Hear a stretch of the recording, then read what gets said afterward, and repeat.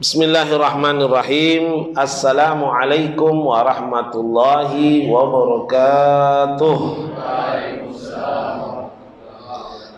Alhamdulillah wassalatu wassalamu ala Rasulillah Sayyidina Maulana Muhammad bin Abdullah wa ala alihi wa sahbihi wa man wala wa la hawla wa la quwata illa billah. Amma ba'd. Kepada yang terhormat segenap saudara-saudaraku semua, tidak terlupakan terkhusus kepada Ustadz Harun, hadirin wal hadirat yang insyaallah semuanya sama-sama dirahmati dan dimuliakan oleh Allah Subhanahu wa ta'ala. Jangan katakan bekerja itu bukan ibadah, bekerja itu juga ibadah. Khuruju anil bait li talabi rizqil halal biniyati lillah wa billah. Keluar dari rumah untuk mencari rezeki halal, niat karena Allah, mengharapkan ridha Allah. Fabi kulli daqiqah zikrun indallah. Maka setiap detik waktu Anda, setiap detik itu dihitung zikir oleh Allah Subhanahu wa taala. Jadi jangan Anda katakan berzikir itu pegang tasbih lalu mengatakan ya Allah ya Allah ya Allah. Itu zikir lisan. Ada namanya zikir amal, yaitu salah satunya mencari rezeki halal. Luar biasa. Sampai-sampai dikatakan loh ya, man mata fi talabi rizqil halal yuktab syahidan yaumal qiyamah. Siapa yang wafat dalam keadaan mencari rezeki halal dihukumi mati syahid oleh Allah Subhanahu wa taala. Luar biasa ya. Ya, luar biasa. Dan ingat ya, al ajru bi qadri ta'ab. Pahala itu tergantung capeknya manusia. Makin capek itu pekerjaan, makin besar pahalanya. Dan ingat ya, sebelum saya masuk materi pada hari ini, kerja itu ada 3. Dengarkan baik-baik. Kerja ada berapa? 3. 1, kerja keras. Kalau kerja keras, rezekinya pergantian genset. Saya pengalaman karena sudah 2 hari tinggal di sini. Ya. Nah, yang pertama saya ulang, kerja keras. Ayo di sini Ki, di sini enggak apa-apa, model U. Ini tempat mahal ini, kalau stadion VIP nih. Ayo maju-maju supaya yang baru datang mengisi setelahnya. Jangan malu. Ya. Jangan khawatir yang laki-laki maju. Saya tidak syahwat kalau Anda terlalu dekat. Canda-canda ya. Nah, ayo. Saya ulang ya. Kerja ada 3. Pertama, kerja keras. Itu kerja keras, rezekinya terbatas. Terbatas. Kerja keras. Ntar belum selesai. Ada lagi nomor 2, kerja cerdas. Rezekinya luas. Ada lagi lebih hebat. Nomor 3, kerja ikhlas.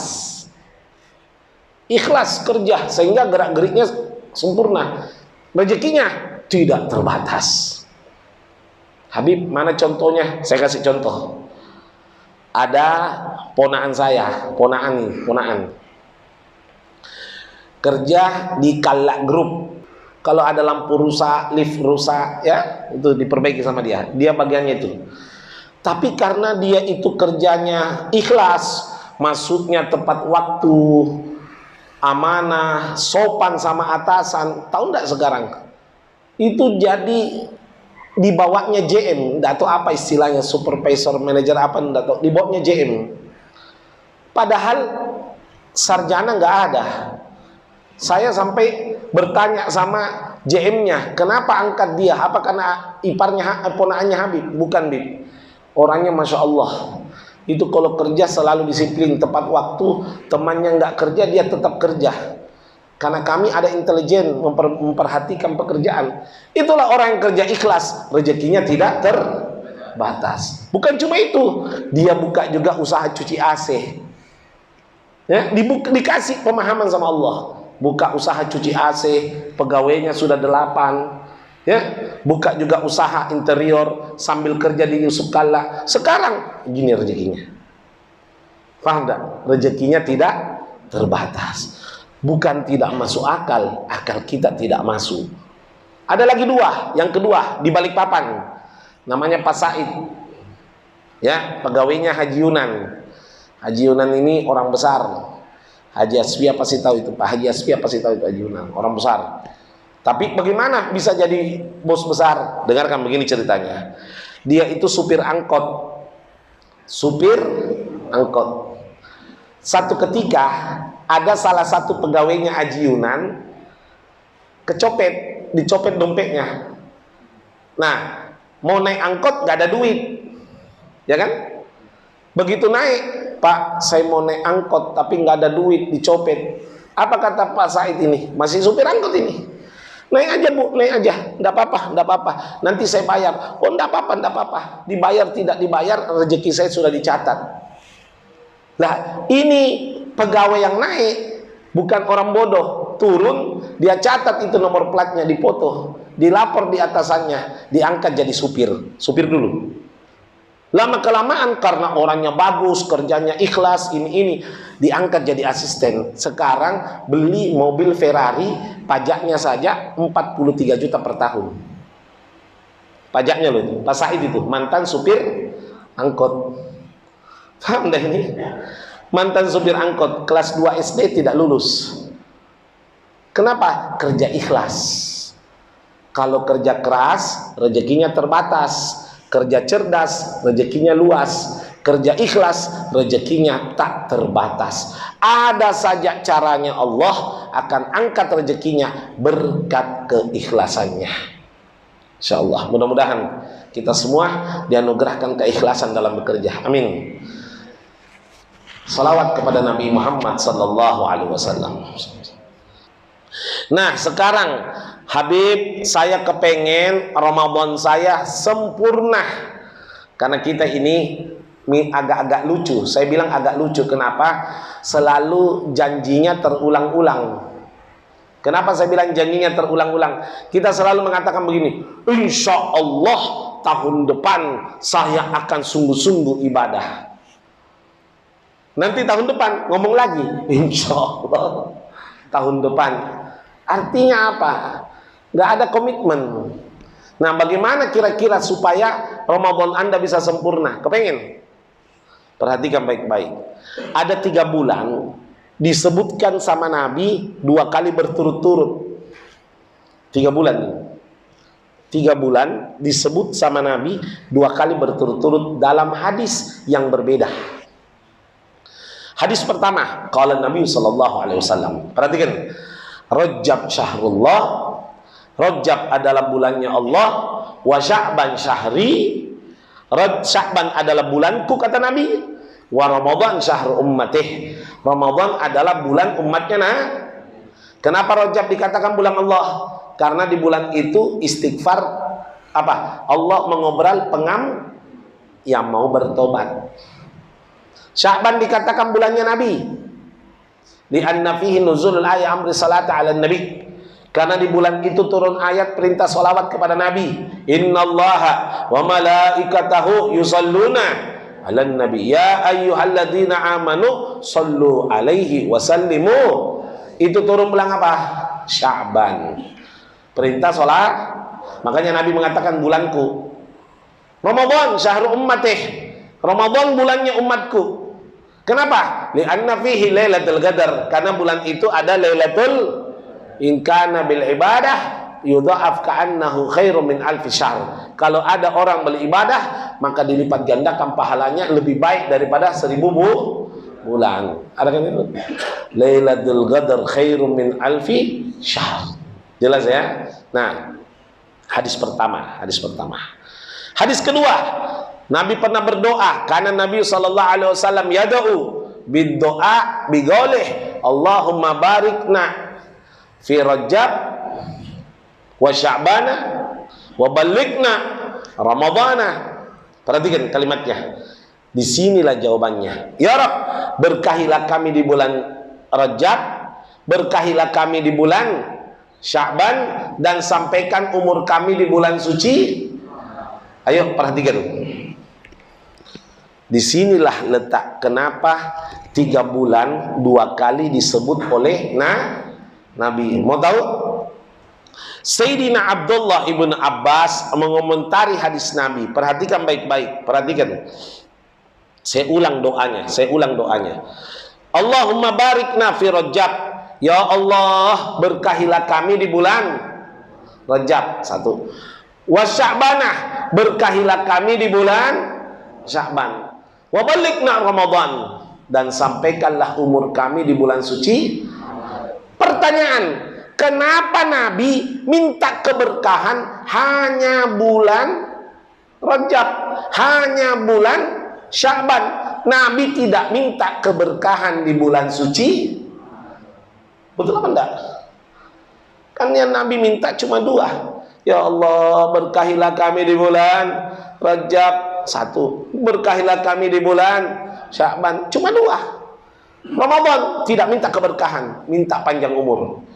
Kenapa tidak minta keberkahan di bulan Ramadan? Inilah alasannya kenapa 3 bulan ini berkaitan. Karena dikatakan dalam tafsir Sayyidina Abdullah ibn Abbas dari mentafsirkan hadis Nabi, mangkana idza yu'ti Allahu baraka fi Rajab, kalau Allah memberikan keberkahan di bulan Rajab, wa kadzalika Sya'ban, begitu juga dianugerahkan keberkahan di bulan Sya'ban, la siyama Ramadan aktsar min qabli, maka pasti bulan Ramadan mendapatkan lebih banyak keberkahan dari Allah. Wa kadzalika didduh, begitu juga sebaliknya. Nah ini, jika seseorang, maaf jangan tersinggung, tidak mencari keberkahan di bulan Rajab. Saya mengatakan mencari, karena berkah itu dicari, bukan diterima cuma-cuma. Kalau nafas, tidak usah Anda cari cuma-cuma. Kalau berkah, harus dicari. Kalau ada orang tidak mendapatkan atau tidak mencari keberkahan di bulan Rajab, tidak mencari keberkahan di bulan Sya'ban, jangan menghayal mendapatkan keberkahan di bulan suci Ramadan. Jangan menghayal. Tidak mungkin. Di bulan Rajab, Sya'ban tidak dapat keberkahan. Mustahil dapat keberkahan di bulan Ramadan. Begitu juga kalau dia dapat keberkahan di bulan Rajab, dapat keberkahan di bulan Sya'ban, pasti, saya mendahulukan kalimat pasti, bukan insya Allah lagi, janjinya Allah, sudah mutlak mendapatkan keberkahan di bulan Ramadan. Makanya Nabi tidak minta keberkahan di bulan Ramadan. Nabi cuma minta diberkahi di bulan Rajab, berkahi di bulan. Kenapa Ramadan? Artinya, kesimpulan penjelasan ini, kalau Anda atau kita semua, baik yang hadir maupun tidak hadir, kepengen mendapatkan keberkahan di bulan Ramadan, caranya bagaimana? Mulai start di bulan apa? Rajab. Harus startnya di bulan Rajab. Perhatikan, ada lubang 5 meter. Anda lompat dari ujungnya langsung loncat, tidak dapat. Bagaimana supaya bisa loncat lubang 5 meter? Minimal mundur sejauh-jauhnya, mundur baru lari sekencang-kencangnya bisa loncat. Betul apa enggak? Itulah gambaran Ramadan ini, perjuangan yang panjang. Anda tidak punya ancang-ancang, jangan harap mau sempurna, tidak bisa. Saya ulang, syarat mendapatkan keberkahan di Ramadan harus mendapatkan keberkahan di bulan Rajab dan Sya'ban. Sampai sini paham? Makanya hati-hati, ya Allah, banyak orang Rajabnya lewat begitu saja, Sya'bannya lewat begitu saja, Ramadannya mau sungguh-sungguh, wallahi gagal. Saya tidak memel loh, wallahi gagal. Saya tidak mendahului takdir, tapi itulah hasil istimbat para ulama, hasil penelitian para ulama, dan pasti itu cenderung itu. Tidak bisa Pak, tidak bisa. Harus startnya di bulan Rajab. Nah, apa yang harus saya lakukan Habib di bulan Rajab? Itu kan pertanyaannya. Gitu ya. Nah, man arada an yukammila Ramadan, siapa yang mau menyempurnakan Ramadan, fa alaihi arba'atu asya, maka dia pantas seharusnya melakukan 4 perkara. Lakukan 4 perkara. Apa itu? Perhatikan. Yang pertama, jadi cara cari berkah di bulan Rajab sama Sya'ban ini, dengarkan baik-baik. 4. Yang pertama, bikasratid doa, memperbanyak meminta doa atau doa kepada Allah Subhanahu wa ta'ala. Ayo, setiap sholat, baik sholat fardu maupun sholat sunnah, selesai atau Anda lagi berdoa, jangan bosan-bosan, ulang.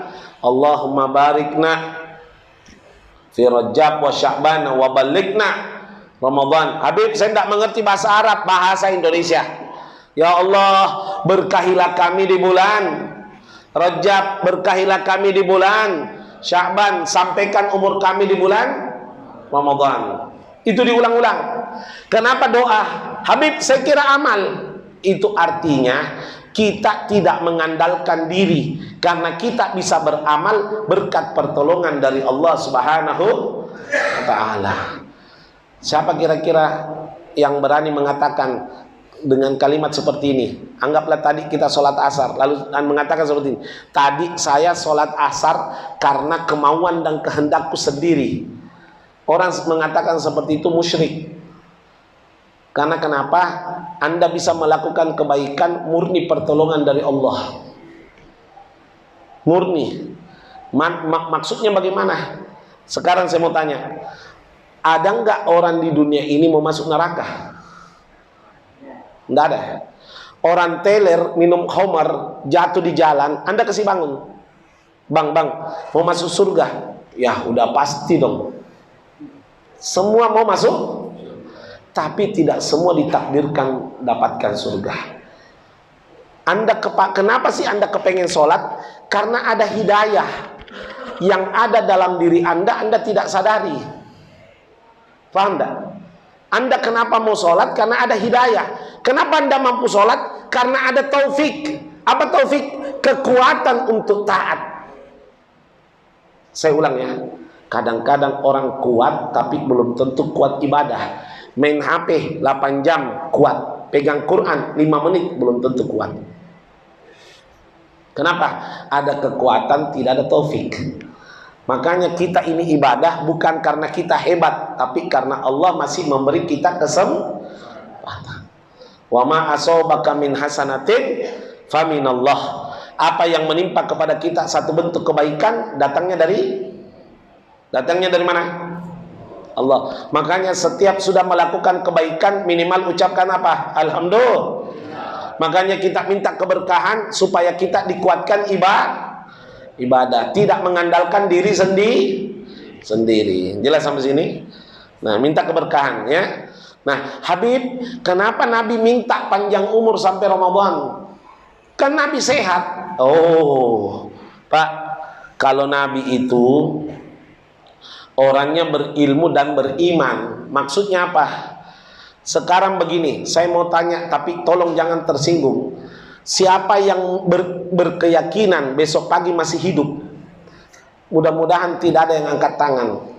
Karena kenapa? Man tayakkana anna bukratan haya syakka ala imanih. Siapa yang berprasangka besok pagi masih hidup, diragukan beriman kepada Allah. Nabi pernah bangun tidur. Waktu Nabi bangun tidur mau wudhu, sebenarnya Nabi tidak batal wudhu, karena Nabi itu matanya tidur, hatinya tidak tidur. Tapi Nabi tetap berwudhu karena menampakkan syariat. Mau wudhu, ada air sungai, jaraknya salasami adira, 300 dira atau kilometer, 180 meter jarak duduknya Nabi dengan air. Apakah Nabi pergi ambil air wudhu? Enggak, tayamum. Kaget sahabat, ya Rasul, hal anta marid wa indakal ma lesta tayammum. Kenapa? Apakah Anda sakit? Ada air tapi Anda tayamum. Mestinya kan Anda wudhu. Apa jawabannya Nabi? Alhamdulillah inni sihah. Sesungguhnya saya Sehat. Lah kenapa Anda tayamum? Kata Nabi, jarakku dengan air, entar lagi saya jalan ke sana. Saya tidak jamin apakah saya jalan dari sini ke tempat air masih hidup. Saya tidak jamin. Artinya saya tidak menjamin saya berjalan dari sini ke tempat air masih hidup. Makanya saya tayamum. Siapa tahu saya jalan, tiba-tiba di jalan saya mati. Saya mati dalam keadaan punya wudhu, alias penggantinya tayamum. Paham ya? Wudhunya Nabi sementara karena mau tayamumnya Nabi sementara karena mau berwudu.